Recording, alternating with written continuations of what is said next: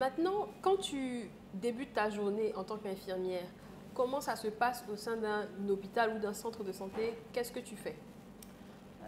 Les responsabilités de l'infirmière en Côte d'Ivoire ici diffèrent en fonction du centre où tu te trouves. Okay. Du coup, l'infirmière qui est dans son petit village ou bien dans un petit centre n'aura pas, pas forcément les mêmes attributs, mais n'aura pas les mêmes habitudes qu'une infirmière qui est par exemple dans un CHR ou dans un CHU.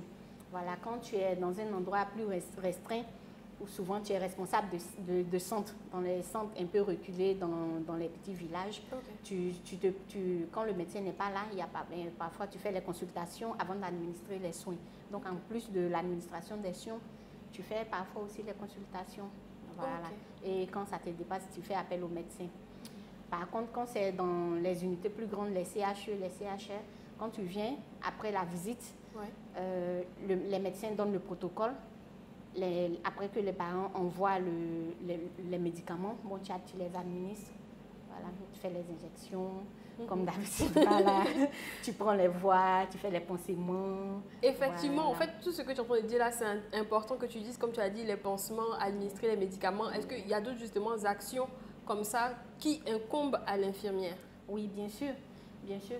Par exemple, le pansement, par exemple, c'est un acte propre de l'infirmière. Administrer les soins. Voilà, faire des injections, prendre une voix, tout ça, ce sont des attributs de l'infirmière. Ça, c'est l'infirmière, comme on peut le dire, l'infirmière qui vient directement de l'INFAS. Maintenant, quand l'infirmière se spécialise dans un module, par exemple, moi, j'ai choisi les explorations fonctionnelles cardio-respiratoires. Donc, du coup, quand moi, j'arrive dans mon unité le matin, soit je fais les ECG, ou bien je place mes appareils Holter, ou bien je prends mes voix pour pouvoir faire un examen ETO, qui est l'échographie transœsophagienne. Voilà, et tout ça, on aide les médecins. Ok, effectivement, il y a beaucoup de choses justement qui sont incluses dans ce métier, donc il faut en prendre connaissance. Et en fait, il y a aussi un côté quand même psychologique parce que vous accompagnez les personnes. Donc comment ça se passe concrètement? Qu'est-ce que vous pouvez par exemple dire pour soulager? Voilà, quelles sont vos interventions à ce niveau-là? La formation d'infirmière est d'abord basée sur, comment on peut dire, les 14 besoins. On a des 14 besoins fondamentaux de Virginia Anderson. Donc, il consiste à prendre l'homme dans tout son être, voilà, bio, psycho et social. Donc, on va prendre, lorsqu'on a notre patient devant nous, on ne va pas voir seulement la personne malade qui est là, ou bien qui ne se porte pas bien, mais on prend la personne aussi dans son environnement. Comment est-ce que cette personne perçoit sa maladie? Ça peut être de son côté culturel et tout ça. Donc, souvent, quand vous recevez des patients, il y en a où vraiment tu veux l'abandonner. Souvent, mais il y a des parents même qui abandonnent leurs malades. Donc, il faut quand même réussir à...